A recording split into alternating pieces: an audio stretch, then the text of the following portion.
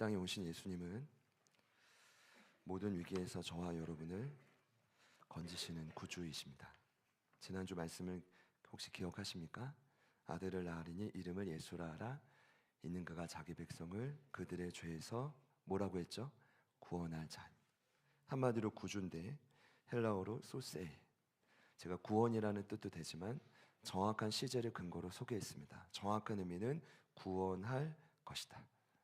예수님이 이 땅에 오셔서 예수를 믿는 모든 자에게는 무엇을 허락하시냐면 모든 위기에서 건져낼 것이다. 모든 아픔으로부터 공격으로부터 보호할 것이다. 그리고 반드시 그 다음 길로 인도함 받을 것이다. 여러분, 진심으로 여쭤볼게요. 예수님을 믿으십니까? 그럼 여러분의 삶에 구원이 임할 줄 믿습니다. 그런 구주 예수님이 오늘 우리에게 주신 최고의 선물이 임마누엘입니다. 마태복음 1장 23절이었죠. 보라, 처녀가 잉태하여 아들을 낳을 것이요 그의 이름은 임마누엘이라 하리라. 뜻은 하나님이 우리와 함께 하심. 실은 하나님이 함께 하시는 그 상태를 제가 이번 한 주간 임마누엘을 또 묵상하며 고민해 봤더니 실은 성경은 그 상태를 뭐라고 표현하냐면 천국이라고 말합니다. 그 안에 절대적인 평안도 있고 희락도 있고 자유와 소망도 있죠. 근데 보통 천국은 죽어서 가는 나라로 생각하지만 여러분 기억하십시오. 2000년 전에 이 땅에 오신 예수님 덕분에 저와 여러분도 이 땅에서 누구나 그 천국을 누릴 수가 있게 된 것입니다. 그러니까 임마누엘이 지속된다는 것은 곧 여러분이 이 땅에서도 재앙이 넘실대지만 천국을 누릴 수가 있다는 것이죠. 그래서 예수님이 공생의 첫 번째 메시지는 마태복음 4장 17절에 기록된 것처럼 회개하라, 천국이 가까이 왔느니라.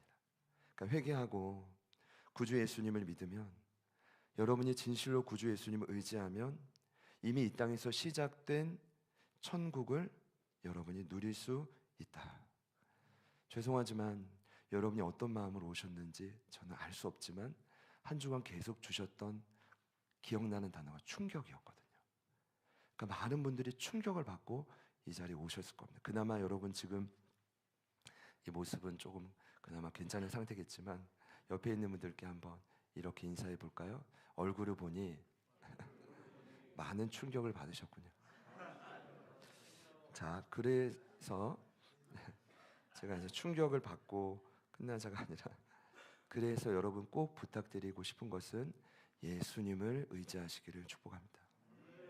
그래야 여러분이 이 땅에서도 축복을 받을 구원을 받을 수가 있다. 근데 이것이 지난주 주제였는데 제가 여기서 중요한 질문을 던지고 싶더라고요. 사실 대강절의 4번의 설교를 제가 짤 때 성탄절까지 실은 이 주제가 연결된다는 것을 제가 짜고 나서도 더 깊이 깨닫습니다. 왜냐? 중요한 질문을 던져야 되는데, 그렇다면 왜 예수님은 그토록 하나님이 우리와 함께 하시는 임마누엘이라는 선물을 허락하신 걸까요? 제가 지난주 적용 파트에서 말씀드렸지만 왜 하나님은 과거의 깊은 상처를 극복하게 하실까요? 왜 하나님은 무너진 자리에서 왜 또 다시 우리를 일으켜 내실까요? 왜 하나님은 만몬의 유혹과 압박으로부터 자유할 힘을 여러분에게 주시는 걸까요? 목적이 있습니다. 그냥 하나님은 은혜 주시고 끝이 아니라 목적이 있는데 이미 많이 들어보신 내용일 겁니다. 그건 뭐냐? 하나님은 절대 손해보시지 않는다. 여러분에게 은혜 주시는 것, 임마누엘의 은혜, 여러분 기억하십시오. 공짜는 없습니다. 우리에게 은혜를 주신 만큼, 사랑과 관심을 주신 만큼 요구하시는 내용이 한 가지 있습니다. 물론 조건 없이 주셨지만 이 은혜를 경험하다 보면 슬며시 우리 안에 젖어드는 메시지가 있습니다. 그건 바로 뭐냐면 저와 여러분이 바로 예수님의 삶을 재현해내는 제자로 변화되기를 원하신다는 것입니다. 그럼 제 말이 맞습니까? 바울은 그래서 신앙의 목적이 예수님 꼭 닮은 제자로 성장하는 것임을 명확히 알았습니다. 그의 서신서를 보면 그는 반복적으로 강조합니다. 이렇게요. 에베소서 4장 13절에 우리가 하나님의 아들을 믿는 것과 아는 것에 하나가 되어 온전한 사람을 이루어 그리스도의 장성한 분량이 어디까지요? 충만한 데까지.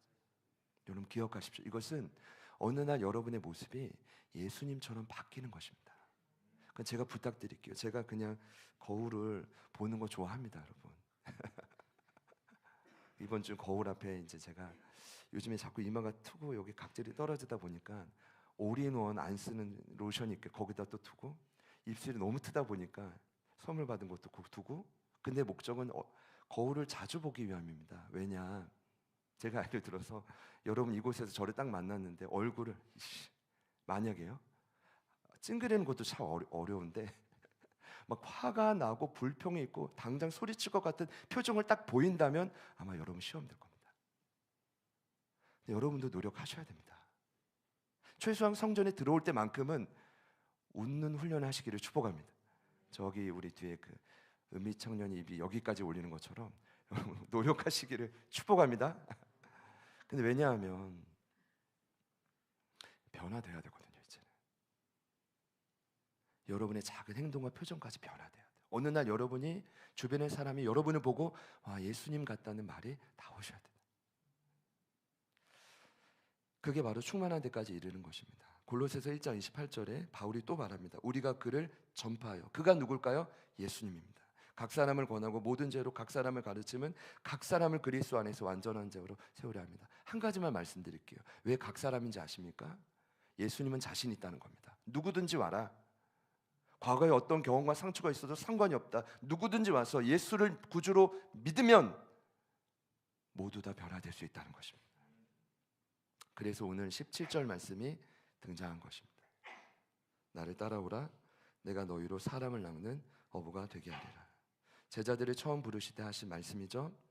이 사복음서를 보면 동일한 내용이 많은데 마태복음 4장 19절에 동일한 병행 구절이 있습니다. 말씀하시되 나를 따라오라. 내가 너희를 사람을 낚는 어부가 되게 하리라 하시니.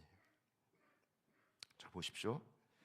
제가 먼저 나누고 싶은 내용이 있는데 12명의 평범하고 지극히 평범한 유대인 부르실 때 처음 하신 말씀이 다시요. 나를 따라오라.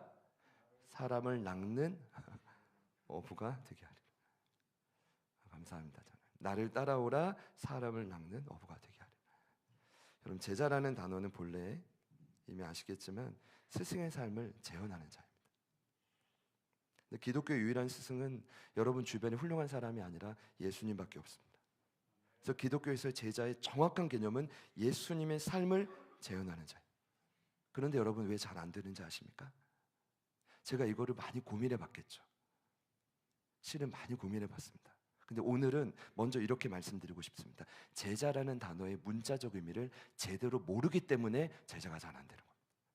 여러분, 제자의 단어의 문자적 의미를 혹시 아십니까? 뜻은 다름 아닌 배우는 자라는 뜻입니다. 마르테스. 단순히 생각해 보십시오. 질문입니다. 누군가의 밑에서 무언가를 배운다는 것이 여러분 쉬울까요? 어려울까요? 어렵죠. 제가 저희 스승과 이제 근거리에서, 그러니까 뭐 집회를 쫓아다니거나 수업을 배울 때 이 근거리 말고 또 근거리라 하면 저희 아버님 심호하셨던 논산교회 부흥에 오셨을 때 그때만 해도 와, 근거리에서 와, 너무 멋지다, 배우고 싶다, 이럴 때만 해도 저에겐 천사였는데 정말 친밀한 거리에서 함께 훈련받았던 시간이 약 7년입니다. 그때 국제전도훈련원 간사로, 스승님 개척하신 교회 청년부 교육자로, 동시에 전도학 공부를 하면서 제가 너무 힘들었던 건 어제 다시 한번 정리해 보니까 다른 게 아니라 첫 번째는 재정훈련. 수없이 들었어요.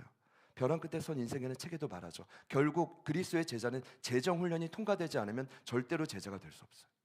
왜냐하면 이 땅의 가장 큰 시험거리는 만몬이거든요. 여러분, 그렇기 때문에 부탁은 온전한 11조를 하시기를 축복합니다.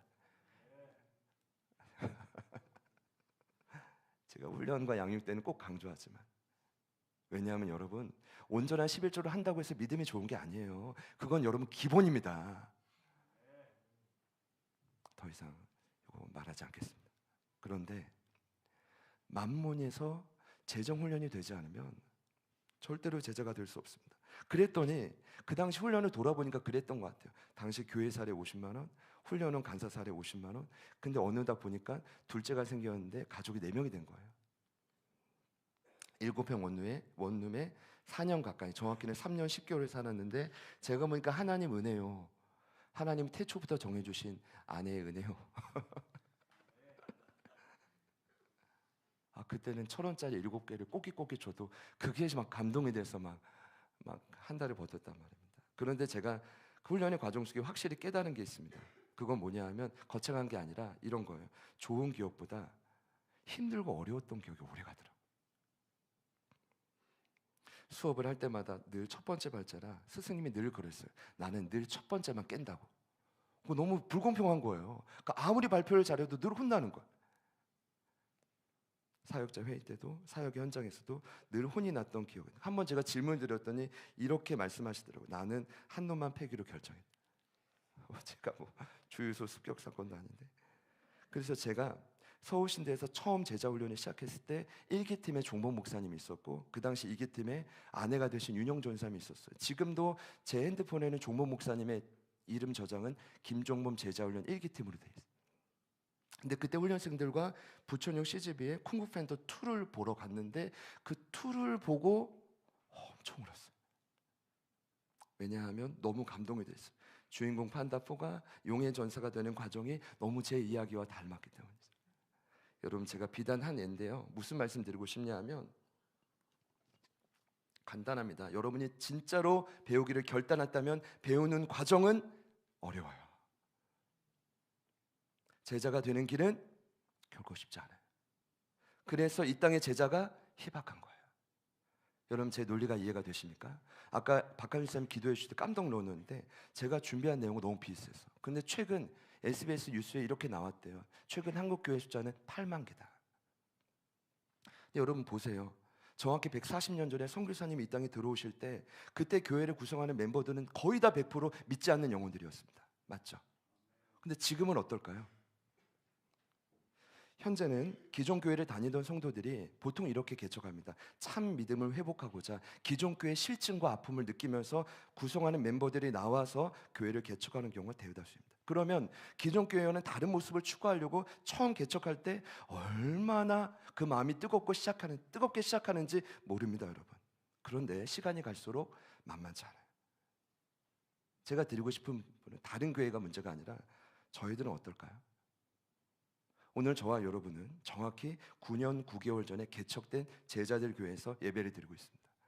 그 9년 9개월 전에 딱 한 가지입니다. 참 제자를 세우는 교회가 필요하다는 음성 하나 붙들고 밑바닥에서 시작된 교회 아닙니까? 그게 우리 교회의 시작이었습니다. 그러니까 아무리 예배 초소를 지금 확장했어도 저 이게 얼마 갈지도 모르겠지만 10주년을 앞두고 있다 할지라도 제가 꼭 오늘 이 말씀을 통해 부탁드리고 싶은 것은 단 한 번은 저희가 냉철하게 이 연말에 우리의 삶을 돌아봐야 된다는 거죠.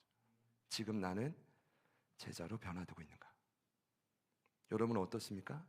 정말 이 땅에 제자들이 세워져 가고 있다면 아까 집사님 말씀하셨지만 과거 정말 부흥의 시절에 한국교회 개신교회 인구 1200만이라고 했습니다. 지금은 반토막도 안 됩니다. 정확히 말씀드리면 537만인데 그 중에 절반 이상은 가나안 성도입니다. 어떻게 생각하십니까? 무엇이 이 땅의 회복의 시작일까요? 그런 관점에서 저는 오늘 구절에서 소개하는 명확한 제자의 정의를 여러분께 말씀드리고 싶습니다. 제자는 한마디로 사람을 낚는 어부예요. 이 제자가 제자들의 교회를 통해 반드시 단 한 사람이라도 나와야 됩니다. 사람을 낚는 어부가 누구냐? 이 땅에 방황하는 이들을 찾아가서 나를 살려주신 예수님께로 낚아서 데려오는 자들. 하고 계십니까? 히브리서 9장 27절을 보면 이들이 누구냐? 그들은 심판을 향해 달려가는 자입니다. 요한복음 5장 24절을 보면 그들은 누구냐? 그들은 사망의 감옥에 갇혀 있는 자들이에요. 누가복음 4장 18절 이하를 보면 이들이 누구냐? 가난한 자요, 결핍됐다는 겁니다. 포로된 자요, 눈먼 자요, 눌린 자요. 겉으로 멀쩡해 보여도 그들은 모두 다 이런 부류임. 이런 자들을 살리는 자들, 일명 제자인데 오늘 말씀에 뭐라고요? 사람을 살리는 어부. 그런데 이 과정은 결코 쉽지 않습니다. 그래서 제가 여러분 저희 주보에 혹시 아시는 분, 저희 예배 담당자 아래 보면은 표 아래 어느덧 저 말씀 안에 서로 사랑 많은 열매의 3대 가치를 빼고 제가 뭔가를 바꿔놨어요. 왜 바꿔놓는지 아십니까? 두려웠기 때문입니다. 제자들 교회가 이대로 가다가 그냥 교회에서 문제 해결만 하고 기뻐서 돌아가는 교회가 될까봐 두려워서입니다. 여러분 왜 자꾸만 이곳에서 분열이 일어나는지 아십니까? 왜 자꾸만 이곳에서 하나 되는 일이 어려운지 아십니까? 저는 확신합니다. 저와 여러분이 전도하지 않기 때문입니다. 사람을 낚아올 생각을 안 하기 때문입니다. 세상을 보면서 저들이 중독되고 눌려있는데 전혀 아픈 마음이 없기 때문입니다. 내가 살면 끝이기 때문입니다. 여러분, 그러면 죄송합니다, 이 교회는 희망이 없습니다. 그게 우리의 시작의 목표가 아니었기 때문입니다. 그래서 여기에 분명히 기록해놨습니다. 제자가 되는 길, 사람 낚는 어부. 제자가 뭐예요? 사람 살리는 어부. 정확히 기록해놨잖아요. 그 일을 위해서 우리는 전도해야 되고, 힘들어도 양육과 훈련을 해야 되고, 그래서 힘들어도 파송해야 되는 거예요. 아까 장로님 물어보시더라고요. 옆에 있는 26개 교회, 작더라도 다 우리가 금정적 후원하는 건 맞습니다. 크고 작든 간에 후원을 하고 양육을 하고 아니면 이곳에 사역을 하고 어떻게든 그렇게 몸부림을 치지 않으면 우리도 동일하게 끝이 나는 거예요. 제가 왜 이렇게 강조할까요? 그게 이 땅에 오신 예수님의 목적이고 교회의 존재 이유입니다. 여러분 기억하시기를 축복합니다. 결코 만만치 않아요. 그렇다면 어떻게 예수님을 따라갈 수 있을까? 이게 오늘 이 말씀의 핵심입니다. 그 과정을 성경은 제자도라고 합니다. 그 제자도의 핵심은 바로 예수님을 따라가는 것. 다시요. 예수님을 뭐라고요?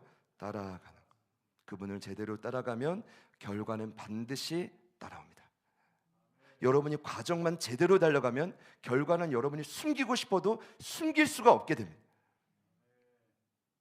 중요한 건 그분이 나를 따라오는 것이 아니라 내가 그분을 따라가야 합니다.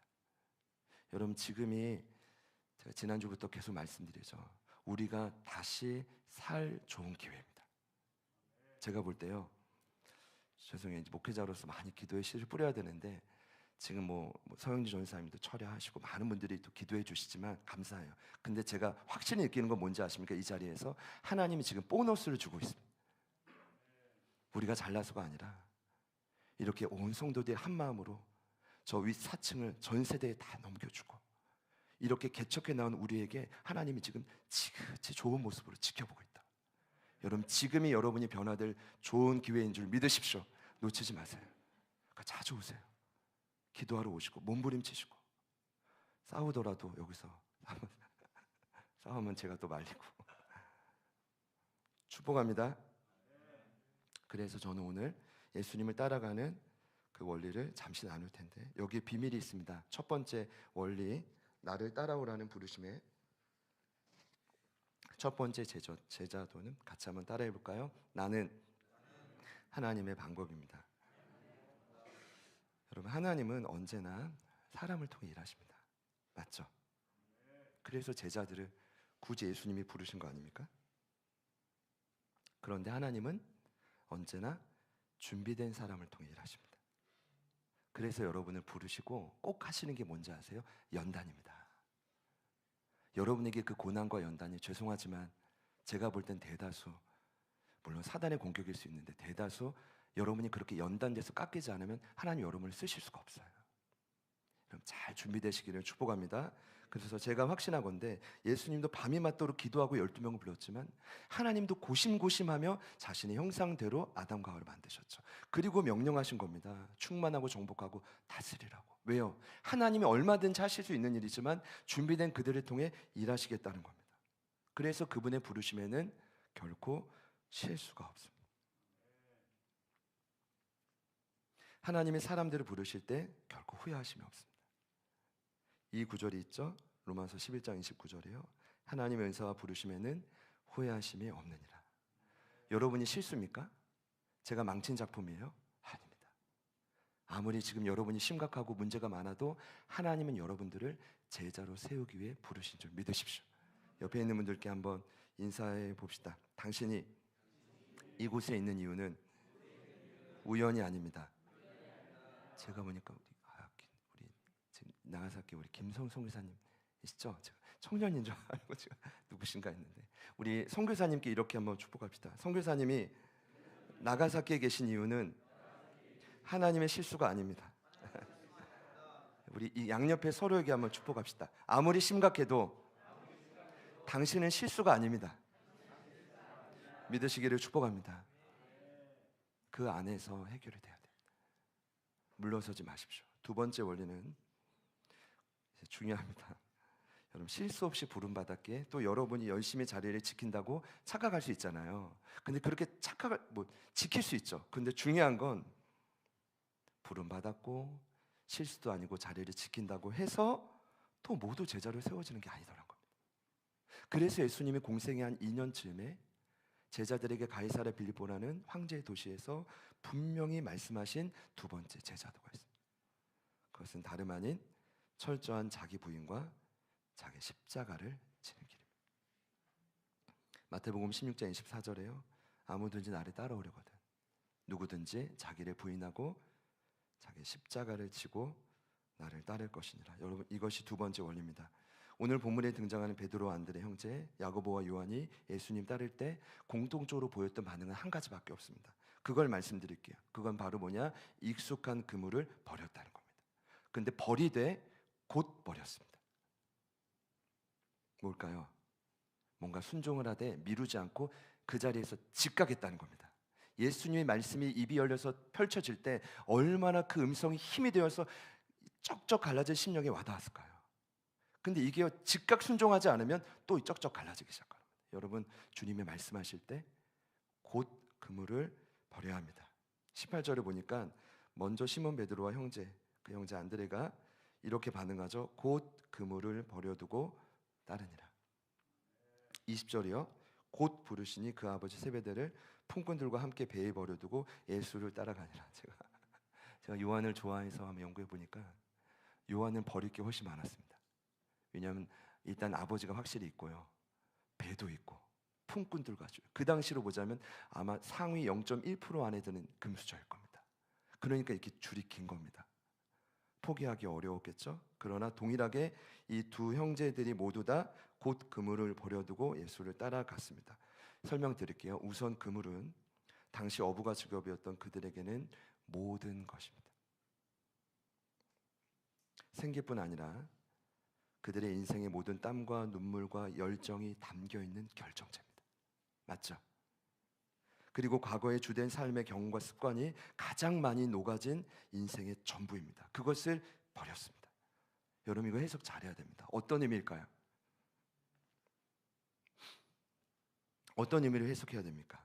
그들이 그물을 버렸다는 것은 여러분 오해하시면 안 되는데 그들이 겪어왔던, 쌓아왔던 자신의 모든 과거를 지워버렸다는 뜻이 결코 아닙니다. 그들이 그물을 버려놨다는 것은 결국 그들의 모든 과거가 새로워지기 시작했다는 것입니다. 그래서 인생의 목적이 달라졌다는 뜻입니다. 과거에는 그물을 통해 늘 내 생계와 내 자식과 내 안위가 목적이었지만 이제는 그 그물을 통해 하나님의 나라를 위해 쓰여지는 것이 목적으로 바뀐 것입니다. 그때부터 고민하는 것이죠. 어떻게 사람을 낚아올 것인가? 어떻게 저 아파하고 갇혀있는 영혼을 살릴 것인가? 그러나 이 과정이 만만치 않죠. 사단도 물론 방해합니다. 그러나 여러분, 제가 정확히 말씀드릴게요. 사단보다 더 무서운 건 여러분 자신입니다. 나 자신이에요. 우리 안에 있는 끊임없이 예수의 핏값으로도 여러분 그렇게 변화시키고 싶었던 죄로 물든 저와 여러분의 자아, 인생의 그 고집과 아집 아닌 거 이제 아시지 않습니까? 여러분, 이제는 변화될 때 아닙니까? 언제까지 그곳에서 머물러서 숨쉬기도 어려운 상태를 유지하며 살아가시겠습니까? 여러분, 제가 너무 흥분해서 죄송합니다. 정말 안 바뀌지만 반드시 변화될 수 있습니다. 두 번째 제자도를 기억한다면요, 결국 자기 부인과 자기 십자가를 지는 가장 기본은 이런 의미입니다. 여러 해석도 가능하지만 꼭 기억하십시오. 자신을 포기하는 겁니다. 내 뜻, 내 생각을 그물처럼 내려놓겠다. 여러분, 그 그물이 무엇입니까? 여러분, 없다고 하지 마시고 넘쳐날 겁니다. 그러나 부탁은 지금 여러분들이 생각나는 그 그물이 여러분 안에 있는 여러분의 십자가입니다. 영적인 아킬레스건. 그거 내려놓지 못하면 내년에는 이 자리에 없으실 수도 있습니다. 내년이 얼마 안 남았는데. 그러나 저는 믿습니다. 저는 용기 있게 선포하고 있는데 그 그물을 곧 내려놓고 여러분의 인생이 변화되시기를 축복합니다. 카일 아이들머니 팬인가 제자인가라는 책을 냈죠. 센세이션을 일으켰는데 그는 예수님 주변의 수많은 영혼들을 연구해 보니까 이렇게 말하더라고요. 수많은 영혼들이 실은 팬이었다. 팬으로 전락했다. 그러면서 비교하며 소개합니다. 팬은요, 일이 잘 풀릴 때는 예수님을 응원하지만 반대 상황이 닥칠 때는 즉시 예수님께로부터 등을 돌립니다. 일이 잘 풀릴 때는 교회를 즐거워하지만 뭔가 삶에 어려움이 올 때는 교회를 원망하는 거죠. 그들은 팬은 안전한 관람석에 앉아서 응원만 할 줄 알지 직접 본인이 경기장에 들어가서 필요한 희생과 고통은 조금도 모른다는 겁니다. 왜냐? 한 번도 해본 적이 없기 때문에. 착각했던 거죠, 제자라고. 그러나 들어가서 해본 적이 없는 거예요. 여러분은 팬입니까? 아니면 제자이십니까? 그래서 마태복음 7장 13절의 넓은 문은 많은 그리스도인들이 멸망문인 걸 알면서도 많이 찾아가고, 좁은 문은 생명문인 걸 알면서도 그 길이 좁고 협착하니까 멀리하는 것입니다. 제자들 교회는 좁은 길을 가까이 하시기를 축복합니다. 결코 만만치 않은 과정입니다. 그래서 여러분, 제가 마지막으로 드리고 싶은 말씀은, 그래서 마지막 제자도의 원리가 필요하다. 제 생각입니다만, 그것은 바로 뭐냐 하면 어떤 상황에서도 예수님을 신뢰하는 것입니다. 어떤 상황에서. 왜냐하면 예수님이 여러분을 부르셨기 때문에. 여러분 물어보세요. 정말 내 인생 책임질 수 있냐고. 그럼 반드시 이 음성이 들릴 겁니다. 내가 네 인생을 책임지겠다고. 그 관계가 회복되지 않는데 두려워서 어찌 좁은 길을 갈 거고, 떨려서 어찌 그 십자가를 짓는 말입니다. 아니요, 못합니다. 그러나 예수님께 여러분의 인생을 맡긴다면, 정말 내 인생을 책임질 수 있다고 믿는다면, 여러분은 망망 바다 항해를 믿음으로 항해할 수 있다고 저는 믿습니다. 힘들수록 더 의지하십시오. 왜냐하면 그분은 저와 여러분의 유일한 구주입니다. 그분이 유일한 길입니다. 제가 지난 한 주간 요한계시록 묵상을 하면서 재앙에 관한 이야기 계속 나오지만, 그래도 너무 행복한 건 뭔지 아세요? 초대교회 성도들이 끝까지 믿음을 지켰다는 것입니다. 근데 그 믿음을 지키는 본이 돼서 결론이 뭐냐? 기가 막히게도 요한계시록 말씀을 보니까 어린 양 예수가 어디든지 따라갈 때 본인들도 어디든지 따라간다는 고백이 나오더라고요. 근데 참 신기하죠. 그들이 어떻게 그렇게 훈련된지 아십니까? 재앙 때문입니다. 아이러니하죠. 재앙이 강할수록 하나님이 여러분을 더 깊이 만져가실 줄 믿으십시오. 제가 보니까 싫어하시는 것 같습니다. 오늘 이 두 번째 대강절 말씀은 초창부터 제가 이거 별로 안 좋아하실 줄 알았습니다. 그러나 여러분, 언젠간 이때가 오실 거라고 믿고, 실은 아마 이 자리에 있는 많은 분들이 그 과정 속에서 실은 신음하고 있다고 저는 생각을 합니다. 계시록 14장 4절 말씀입니다. 이 사람들은 여자와 더불어 더럽히지 아니하고 순결한 자라. 어린 양이 어디로 인도하든지 따라가는 자며 사람 가운데서 속량함을 받아 처음 익은 열매로 하나님과 어린 양에게 속한 자들이다. 제가 정확히 말씀드리죠.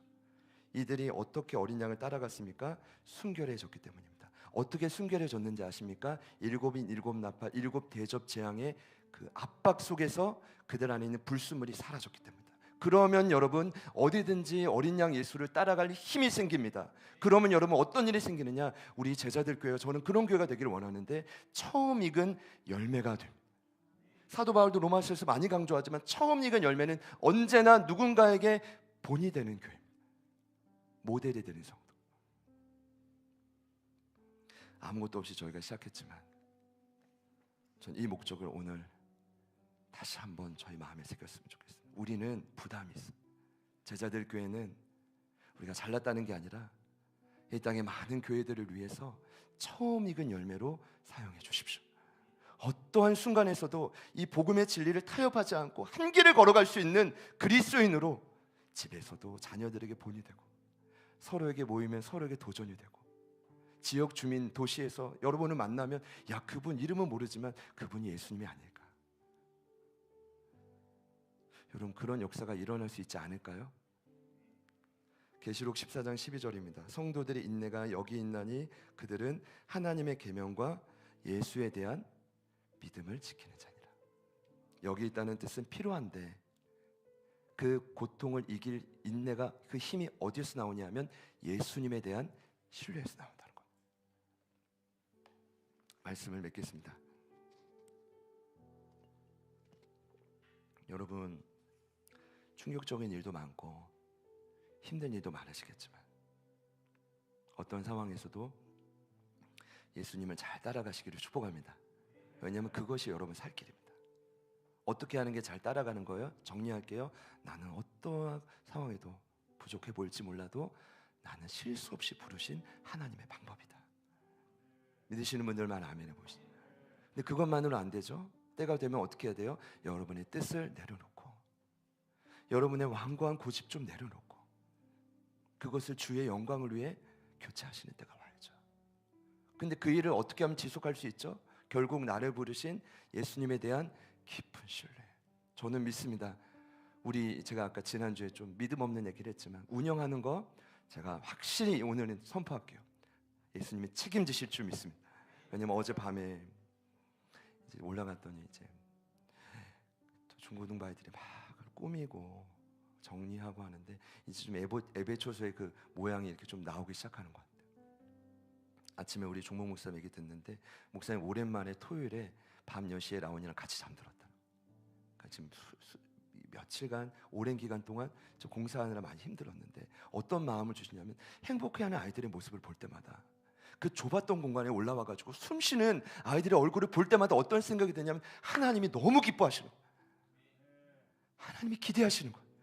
오늘 기도해 주신 대로 턱이 낮아져가지고 와서 탁구하고, 감히 저한테 탁구 도전장도 좀 내고 제가 이렇게 하는데 이게 잘 안 되더라고요. 그래서 잘 안 되는데 그렇게 문턱을 낮추고 서로 눈을 맞추고 마음껏 숨쉬고 공간을 활용하고 예수님이 책임지실 거라고 믿습니다. 제가 여러분을 보니까요, 여러분의 그 헌신과 믿음을 통해 주님이 반드시 응답하실 거라고 믿습니다. 여러분 말씀을 맺겠습니다. 이미 맺어야 되는데 예수님을 잘 따라가시기를 축복합니다. 그러면 우리도 살고 우리 주변도 함께 살 것입니다. 우리 믿음으로 우리 같이 찬양하겠습니다.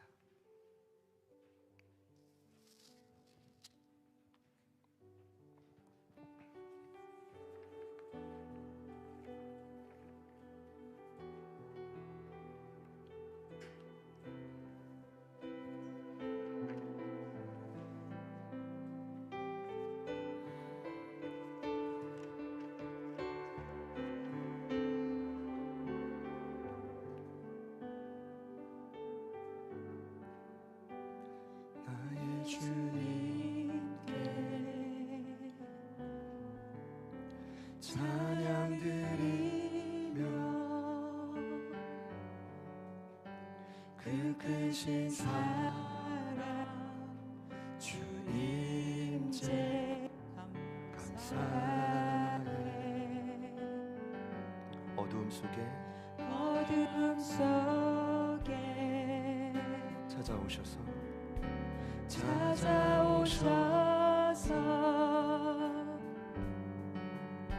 주님의 영광 보게 하시네.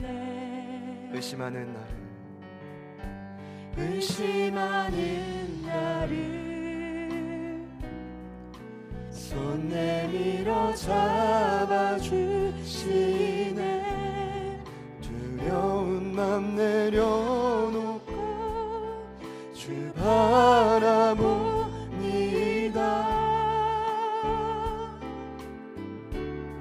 주님을 보게 하소서. 나를 붙드소서. 내 뜻과 내 생각 내려놓고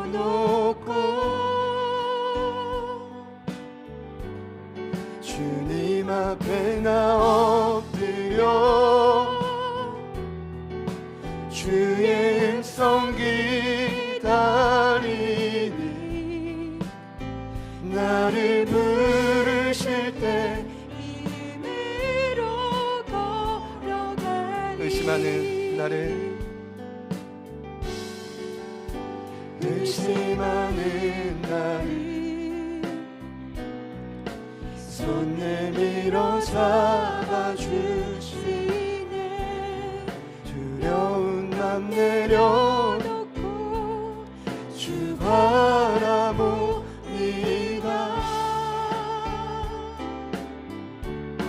주님을 보게 하소서. 나를 붙드소서.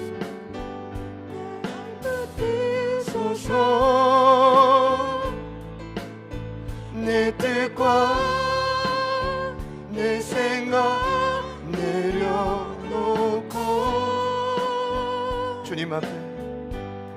주님 앞에 나 엎드려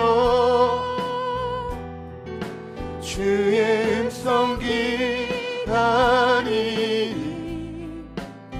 나를 부르실 때 우리 마지막으로 믿음으로 선포합시다. 주님을 보게 하소서. 주님을 보게 하소서. 나를 붙드소서. 내 뜻과 내 생각 내려놓고 주님 앞에 나 주의 음성 기다리니 나를 부르실 때 믿음으로 걸어가리. 여러분에게 곧 내려놓아야 될 그물은 무엇입니까? 무엇이 우리로 하여금 사람을 낚는 어부가 되는 일에 방해가 되고 있습니까? 꼭 부탁드리고 싶은 것은 예수님이 실수 없이 여러분을 부르셨기 때문에 모든 인생을 책임지실 줄 믿습니다. 가장 선한 길로 이끌어 주실 것입니다. 그 예수님께 이 시간 우리 합심하여 기도할 때 하나님 믿음으로 기도하게 하소서. 믿음으로 따라가게 하소서. 헛된 생각, 헛된 마음, 내 뜻과 내 고집과 아집을 철저히 내려놓고 오직 어린 양 예수가 가는 그 길을 믿음으로 따라갈 수 있는 자로 우리 모두를 준비시켜 주시옵소서. 만물에 눌려있지 않게 하시고 모든 어려움과 방해 가운데 하나님 위축되지 않게 하여 주시고 예수님을 따름으로 믿음의 본이 되는 저희 모두를 삼아 주옵소서. 기대하는 마음으로 우리 함께 찬양해 주실 때 우리 말씀을 기억하고 합심하여 기도하기 원합니다. 우리 주님 이름 한번 부르시고 우리 간절히 한번 기도합니다. 주님,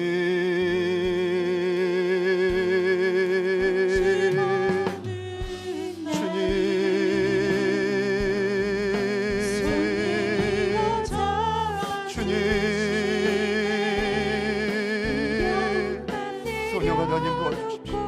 하나님 우리에게 말씀하신 하나님 그 말씀 앞에 믿음으로 반응할 수 있는 마음을 허락하시고 하나님 성령님의 마음을 두드려 주시고 하나님의 심령을 주님 만져주시고 철저하게 주님을 따라갈 수 있고 철저하게 주님을 닮아갈 수 있고 철저하게 주님께 반응하며 따라갈 수 있도록 주님 도와주십시오. 주님 도와주십시오. 주님 말씀하실 때 우리가 따라가기 원합니다.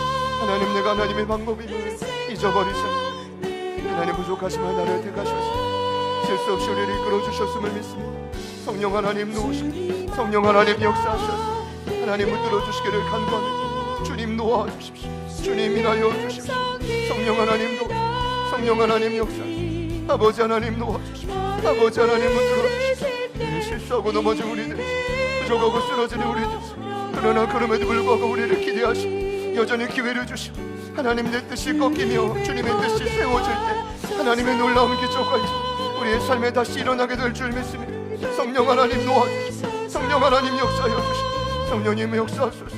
하나님 우리 가운데 은혜를 도와주시고 하나님 그 은혜를 도와주시고 이만의 은혜로 만무룩하고 끝나는 것이 아니라 우리를 통해 주님 계획하신 그 하나님 그 사명들이 이루어질 수 있도록 역사하여 주십시오. 주님 도와주십시오. 주님 도와주십시오. 주님 인하여 주십시오. 성령 하나님 도우소서. 성령 하나님 도와주십시오. 아버지 하나님 도우소서. 아버지 하나님 도우소서. 아버지 하나님 역사하소서. 성령 하나님 도우소서. 성령 하나님 역사하소서. 아버지 하나님 도와주십시오. 아버지 하나님 인하여 주십시오. 아버지 하나님 붙들어 주십시오. 주님 놓아주십시오. 주님 놓아주십시오. 삶의 자리가 결코 만만치 않습니다. 우리 이름들은 모든 어둠의 권세가 현관 내 안에 있는 아침과 고집이 하나님 그것이 꺾여지지 않게 허락되는 모든 고난 앞에 주님만을 신뢰하며 주님만을 의지하며 주님을 따라갈 수 있도록 도와주십시오. 하나님이 익숙했던 그 그물이 주님의 영광 위에 쓰임받기를 원합니다. 익숙했던 그 그물이 주님의 나라를 위해 쓰임받기를 원하오니 성령 하나님 성령 하나님 놓으소서. 아버지 하나님 놓으소서. 아버지 주님 도와주시옵소서.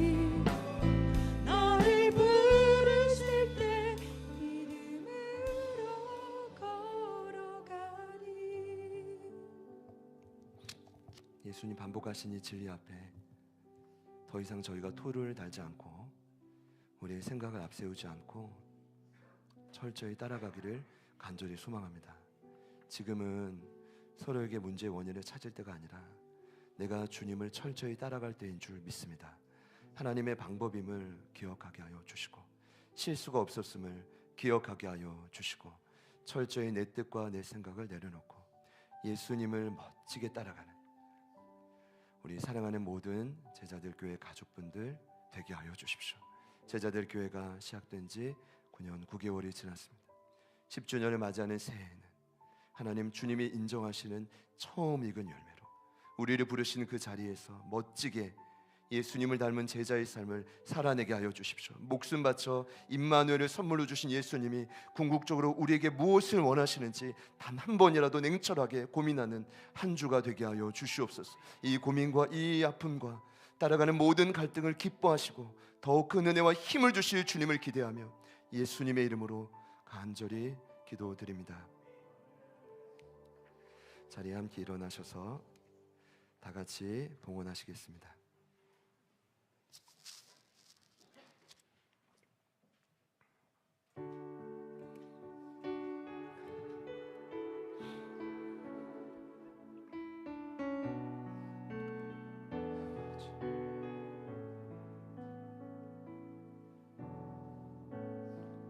주님 나를 부르시니 두려움 없이 배에서 나가리라. 주님 나를 부르시니 주님 내게 오라시니 주님 보고 계시기에 의심치 않고 나를 걸어가리라. 주님 보고 계시기에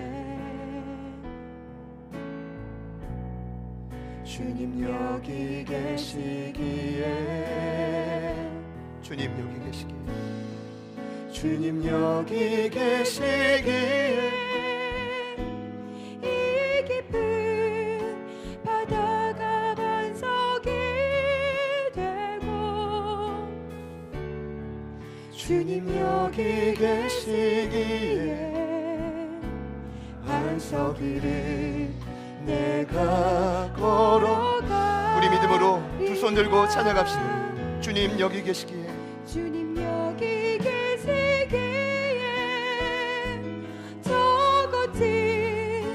파도가 반석이 되고 주님 여기 계시기에 반석 위를 한 번 더 우리 믿음으로 고백합시다. 주님 여기 계시기에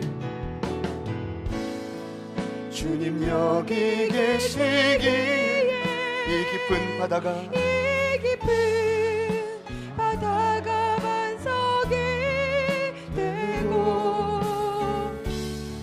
주님 여기 계시기에 반석 위를 내가 걸어가리라. 주님 여기 계시기에 저 거친 파도가 반석이 되고 주님 여기 계시기에 안속이 내가 왔습니다. 사랑하는 성도들의 피와 땀과 눈물과 그리고 마음을 담은 소중한 예물을 주님께 올려드립니다. 허락하신 그물이 때로는 헐거워지고 때로는 찢어지고 때로는 낙심되어 포기하고 싶을 때가 있지만 하나님, 면목 없지만 이 시간 간절히 구합니다. 사랑하는 가족들의 삶에 허락하신 그 그물 위에 하나님의 힘과 능력을 더해 주셔서 어려운 시기를 보내고 있지만 반드시 견고해져 수많은 영혼들을 낚고 세울 수 있는 풍성한 복을 허락하여 주시옵소서. 잊지 않게 하여 주십시오. 모든 것이 하나님께로부터 오기 때문에 주님 앞에 드리는 믿음의 11조와 감사와 주일의 예물, 더 나아가 여러 가지 모양에 드리는 이 모든 예물이 흔들림 없이 주님께로 흘러가게 하여 주시옵소서. 막혀있던 모든 재정의 문은 예수 이름의 능력으로 명할 때 모두 다 묶임받고 떠나갈 지어다.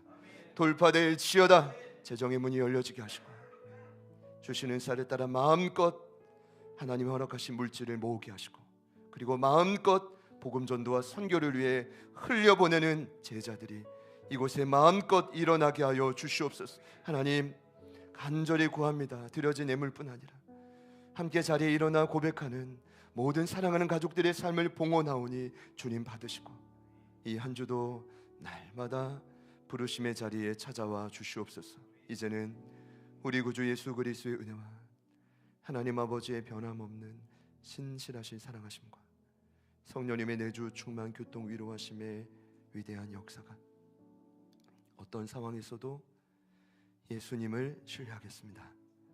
마음 깊이 따라가겠습니다. 결단하며 나아가는 2부 예배에 참여하신 모든 예배자들 머리 위에 또 태중에 있는 나아미부터 우리 강술래 권사님까지 흩어져 있는 모든 사랑하는 가족들의 삶의 터전 위에 그리고 저희들의 모든 몸부림을 통해 반드시 주께로 돌아오게 될 이 땅의 수많은 영혼들 위해 지금부터 영원토록 함께 하시기를 간절히 축원하옵나이다.